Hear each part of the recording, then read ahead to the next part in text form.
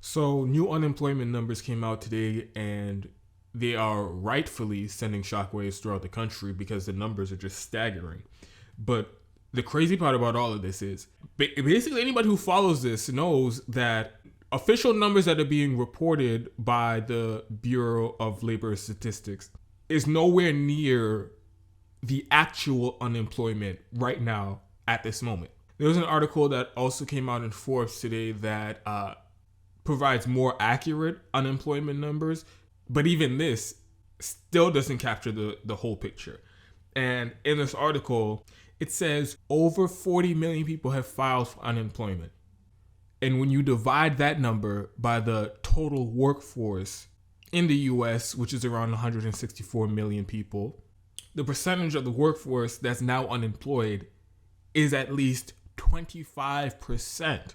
And mind you, these are just the people who have successfully been able to file for unemployment. There are still millions of people who still have not been able to get through their state's unemployment website because the system is so overloaded. So, best case scenario, at this moment, 40 million people are unemployed, 25% of the American workforce. Those numbers are unreal. That's 40 million people, not counting the people who are dependent on that income, who now are unsure where they're going to get the money to pay for rent or pay utilities or even buy food to put on the table. This is cataclysmic. And when you also factor in that we were already in an economic crisis before the coronavirus, 70% of the country couldn't afford a $500 emergency. 70% of the country was already living paycheck to paycheck with almost no savings. 40,000 people were dying every year because they couldn't afford basic healthcare in this country. 500,000 people were going bankrupt because they couldn't afford to pay their medical bills. There was over $1 trillion in credit card debt in this country. There was also over $1 trillion in student loan debt. There was a debt crisis in this country. There was an economic crisis in this country before the coronavirus. And now that has compounded into a economic hellscape that nobody in this country has ever seen before. These numbers are even beyond the height of the Great Depression. And this is all happening, it seems overnight. Basically, within the span of 2 months, all of this has happened. And I don't think people understand the gravity of the situation. There are a lot of people who still think that, if everybody stays inside for a month or a couple weeks, then the coronavirus will be gone, it'll be dealt with, and then we could just go back to life as it was, and everything will just go back to normal. And that just is not the case. Even on the biological threat that the virus poses to us, there are experts saying that best case scenario, we can have this under control and dealt with by 18 months. And there are some more realistic interpretations of what to expect that say we can be dealing with this virus for the next 2-3 years, maybe even longer than that. So the biological threat is going to go on way longer than a month of social distancing. But beyond that, put that aside for a second. Say that the everything, that the virus just disappeared next week and everything opened up, everybody was back outside again. All of that economic devastation is not just going to go away at the flip of a switch. All of those things now have become the new reality. And people need to grasp that our lives have been forever altered. Nothing is ever going to be the same again.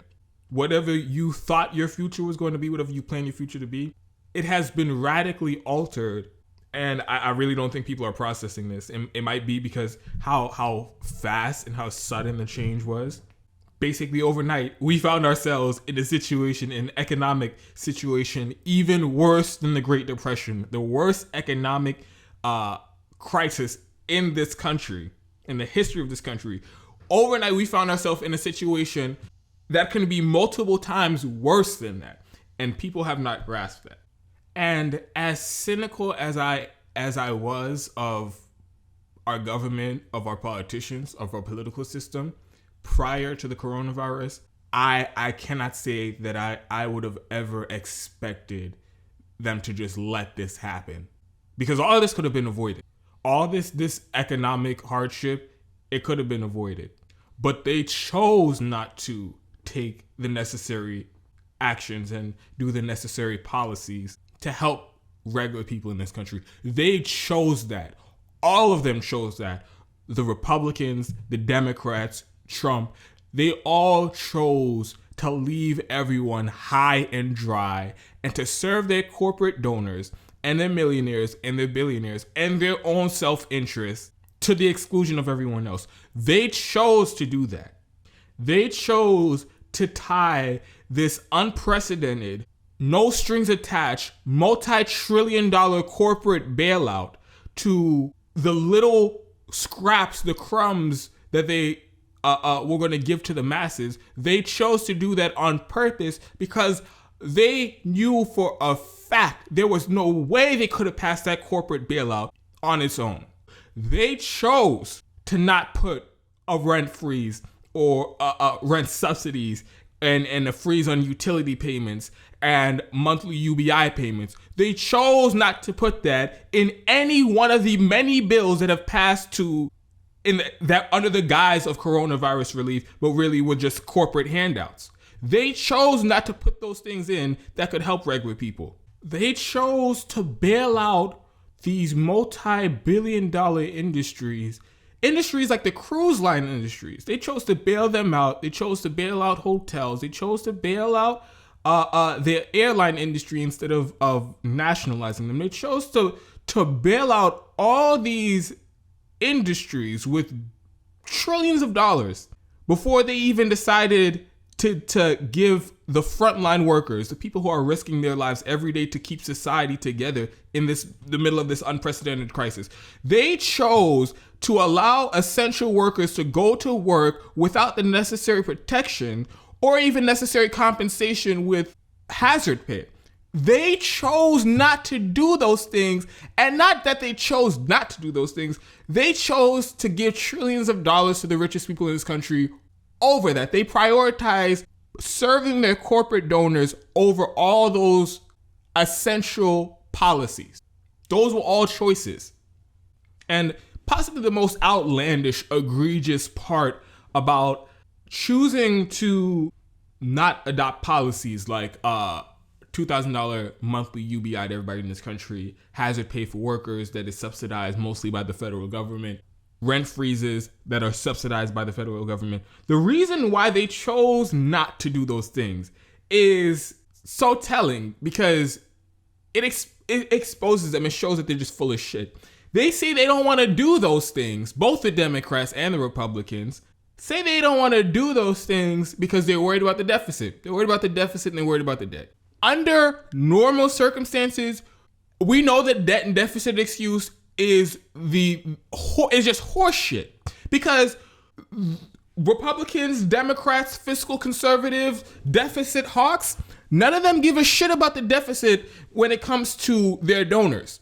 When the military industrial complex, when the defense contractors want endless money, blank checks to do illegal regime change wars and military interventions around the world, blank check by both parties. They will almost unanimously vote to increase. Last time they increased the military budget, it was $80 billion for no goddamn reason, on top of the $700 billion that the Pentagon already got every year. So they have no problem just giving away money, writing blank checks for their donors. When it came to Wall Street and the financial crash in 2008, blank check, multi-trillion-dollar bailout for the crooks on Wall Street that caused the crash. The ones that caused the crash with their fraud and their mismanagement and ripping off their customers. They caused the financial crisis in 2008, and both the Democrats and Republicans agreed to bail them out trillions of dollars. Nobody gave a damn about the debt and the deficit. When it comes to just small things, like they're not small, but just the everyday things, like giving billions of dollars in subsidies called quantitative easing to Wall Street, or giving pharmaceutical companies millions and millions of dollars to do research and development, the most profitable companies in the world getting subsidized by the government to do research and development for them to turn around and privatize the profits from the drugs that they make. The government, nobody in Congress cares about the debt and the deficit when they're giving blank checks to the pharmaceutical companies and subsidies, or subsidies to the fossil fuel industry, or subsidies to airline industries. Nobody cared about the debt and the deficit. Nobody cared. The Republicans did not care about the debt and the deficit when just in 2017, not even 4 years ago, not even 3 years ago, they gave trillions of dollars again to the richest people in this country with that egregious, gratuitous, multi-trillion-dollar tax cut that was led by the Republicans in Congress. Nobody cared about the debt and the deficit. But now, here we are, unprecedented economic crisis that has come about by an unprecedented, once in a century global pandemic. Now everybody is counting pennies. And not that this is what they were doing since the beginning of the crisis. After they already gave trillions of dollars to the richest people in this country, now they're counting pennies. Now Nancy Pelosi, now Chuck Schumer, and Mitch McConnell and Donald Trump, they're all scratching their heads. Oh my God, I think we're spending too much money. So let's hold off on any relief to the 40 million people who have filed for unemployment up to this point. At least 25% of the workforce is out of work at the moment. The numbers could be at least 30%, or as high as 30%, even higher than that. Let's not give them a relief ASAP. No, now we're going to have to worry about the deficit. Now we're going to fearmonger about the debt. And if you can't afford to put food on the table, I don't know what to tell you. If you can't afford rent, I don't know what to tell you. If you can't pay your utilities, I don't know what to tell you. But you also cannot go to work. We're going to shut down your only means of an income. And at the same time, we're not going to give you anything to support yourself, to support your family. It's really shocking to watch all this go down in broad daylight. This is unreal. And this should radically change anybody's view of politics. Even the most cynical person like myself, this has changed the way I view all politicians. Anybody in Washington, D.C. right now, at best, they are useless and they are never, ever going to get the results that the lefties demand and need and regular people in this country need on any number of issues that were at crisis level before the pandemic. That's best case scenario for any of the politicians in Washington, D.C., and I'm including Bernie Sanders, AOC, Ilhan Omar, all the Justice Democrats, Ro Khanna, Pramila Jayapal, all of them. They're useless. They don't get results. And the more accurate description of the rest of Congress is these are some of the most corrupt and callous people you can ever find in this country. These people are willing to let millions starve, millions risk their losing their house and livelihoods. They're willing to let all of that happen and at the same time let the rich run out the back with all the money. Like I said, I don't think I would have ever expected this. As bad as negative a view, as cynical a view I've had of the corporate Democrats, of the Republican Party, of Trump, I really did not think that in the middle of a crisis on such a scale like this, I did not think they would do American people like this.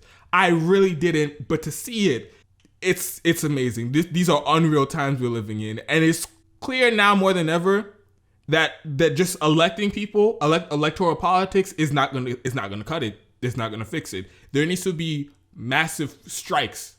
People need to walk off the jobs at critical at places that are critical infrastructure at this point, places that are holding up society together, it seems. So I'm talking about unemployment offices where they hand out benefits. I'm talking about grocery stores, gas stations, all these different sectors that are critical to keeping everything from falling apart at the seams right now. There needs to be massive strikes and protests until our demands are met, until they give us something, until they do their jobs. Because if you're waiting around for Bernie Sanders or AOC to get results, it's not going to happen.